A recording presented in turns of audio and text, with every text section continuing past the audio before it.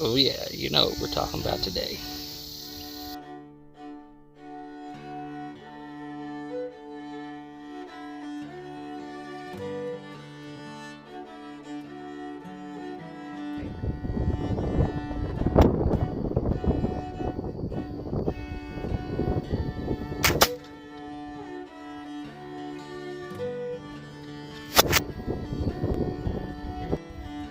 Alright, got a new toy here.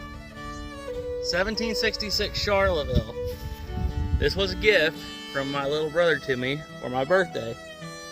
And we were going to have it for the 4th of July, and we were going to make a video of it then. However, it kind of got delayed in the mail. And then we've had a lot of other things going on here lately. And so, yeah, better late than never, right? This thing is definitely, in my opinion, an improvement over the Brown Bess. And I will tell you a reason why in a minute, but I got some other new little things here. I also got a cartridge box. So let's just do some shooting here, shall we? Do it the traditional way. I'm gonna leave my old, my safety here on. Now let's see, let's give her a little bit of powder. Now you don't want to overdo this, because that's a good way to get a misfire. And we're probably going to have a few of them today, but we got better flips too, so. Drop all that down in there. For any of you guys who don't know how to load a muzzleloader, go watch my Independence Day shoot with the Brown Bess. I explain it like 5 different times, I noticed, after I watched it a few times over this last month. Home.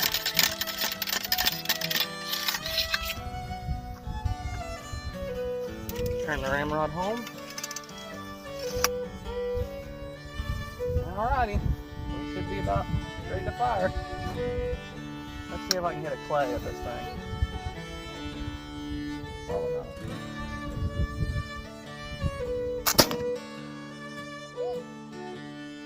That's what happens whenever you've actually got a sighting system. That's pretty cool. That is pretty cool. Well, let's talk a little bit about the old Charleville, shall we? As you may imagine from the name, Charleville is a French musket. And they started developing them around the turn of the 18th century, whenever, end of the 17th century, beginning of the 18th century. And their original one was not very much far off from the Brown Bess. It had a pinned barrel, had no front sight, it had a bayonet lug, and that was it. Then, around, I think it was the 1728 model, they introduced this new idea of barrel bands. This made it much easier to clean the musket whenever you were done shooting it, because you could actually take the barrel off without having to drive out a bunch of little pins. And also, they added this, an actual front sight. So, this thing, as actually just kind of proved right there, hitting that clay pigeon here at about 30 yards, is kind of an improvement over the Brown Bess, like I said. So, why? My brother actually gave me a choice of what kind of musket I wanted, and I told him I wanted the Charleville. Now, why would I want the Charleville? Well, as some of you may know by the name 11 Bang Bang, which is a nickname for the MOS 11 Bravo, which is the MOS of infantry in the Army. Any infantry symbol, the crossed rifles are actually, started calling them crossed muskets, because they are 1795 Springfields. The 1795 Springfield is an exact carbon copy of this weapon right here, with an addition of the American Eagle on the lock and where it says Springfield 1795 instead of Charleville. Other than that, everything else is identical, even the little heart in the cocking piece here. So let's try a few more rounds now that I got this fancy cartridge box here. I got this fancy powder horn and haversack, and I got a lot of cool things here. Now this is these are just kind of some trashy paper cartridges I built here. So let's put our safety back on. Everybody always loses their mind whenever you prime the pan first. But if you have this on, there's no way for it to go off because it will not create spark with that leather on. Just a little bit of powder here. Yeah.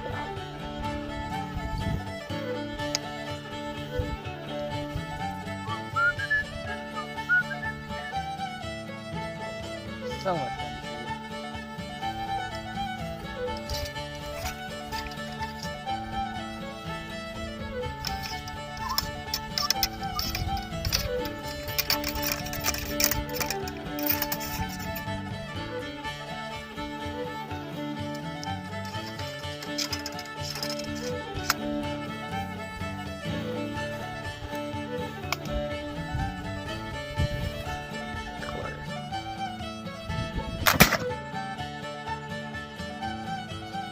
Pretty cool.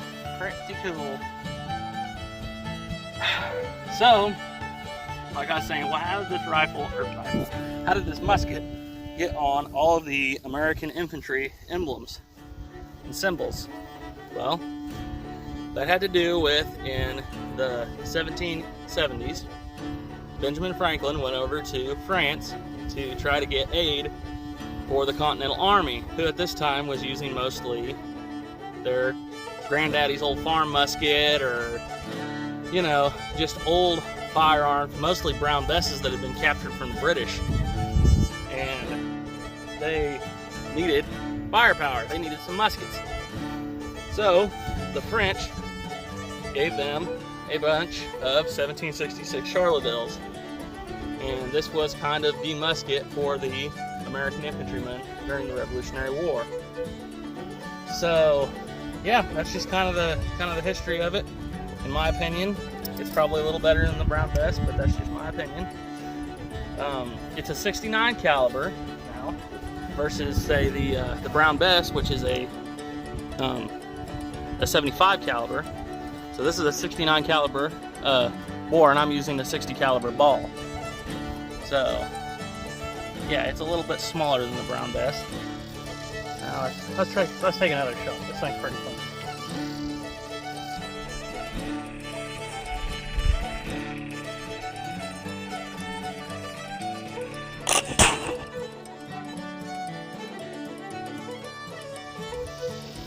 Oh, this thing's a lot of fun.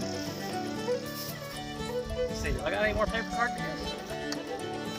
Nope. We're gonna have to load her the old-fashioned way.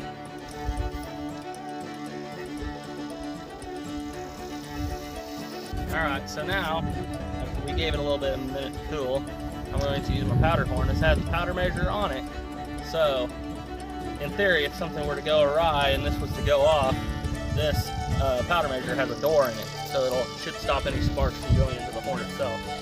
So let's give her a little charged powder here. There. Nope. Takes a little bit for this one to kind of trickle down. So there we go. There's charge.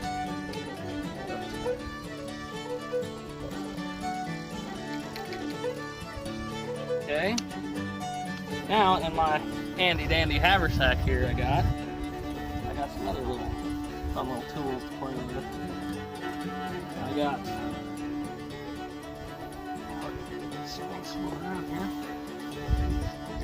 I got a bag of tow, which we're going to be using that in a second. I got me a bullet bag here, and we'll just retrieve one of these round balls here. We'll just take one of these, wrap it in some tow. You gotta be careful with this stuff. Make sure you don't start yourself a fire. Or drop your musket off your boot and let it hit the ground. And we'll just wad her up in a ball of tow. Try to get some better accuracy out of it that way. Yeah, we'll just wad that all up in there like that. Kind of tie it up. Shove that down the barrel. And you see, that's a lot tighter fit. I got too much tow on there, actually. It's a lot tighter fit, which should make sure that you don't have the ball just bouncing around the barrel. And it should give you a more accurate shot. if you don't flinch. Yeah. Oh yeah.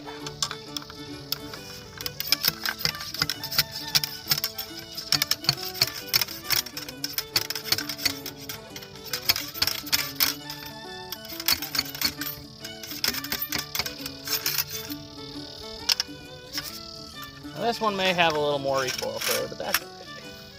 That's perfectly fine.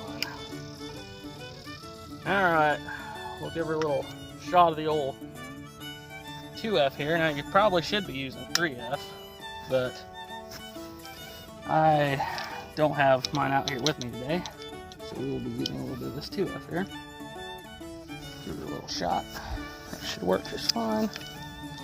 Now, like I said, I think I did this earlier, and that's what caused my issues. You do not want to overload your pan. You want it just kind of like that right there. If you overload your pan, you don't give it enough air, you won't get fire. So let's try this.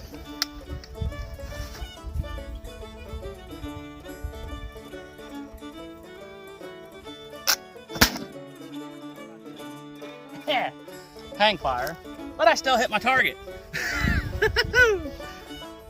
Man, choked on smoke a little bit on that one. So that's just kind of some of the things you can do with this thing. That's about all I gotta say, so thank you for watching. I see our ball of tow down there on fire. And this, ladies and gentlemen, is why you gotta be really careful about your using tow. It is very flammable. And it will start a fire if you're not careful.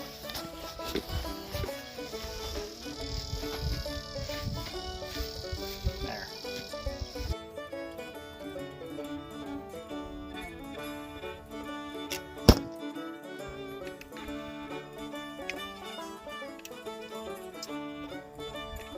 I'm gonna shoot the little brother way. The little brother method. Whenever you're in a hurry. We better ram that home just to make sure it doesn't just like stop halfway down.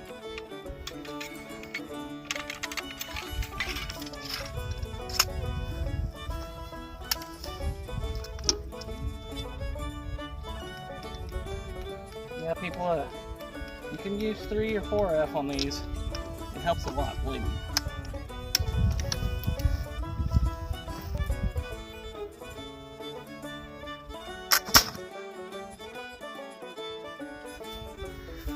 Pretty fun, pretty fun.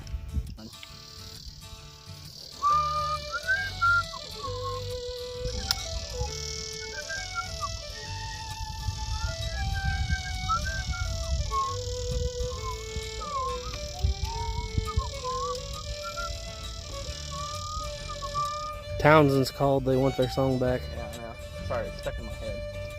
It's actually where I got a lot of this stuff from. Townsend and Son. I got the tow, the haversack, my musket tool. Ordered a bunch of that stuff from them. Alrighty. Let's try her again.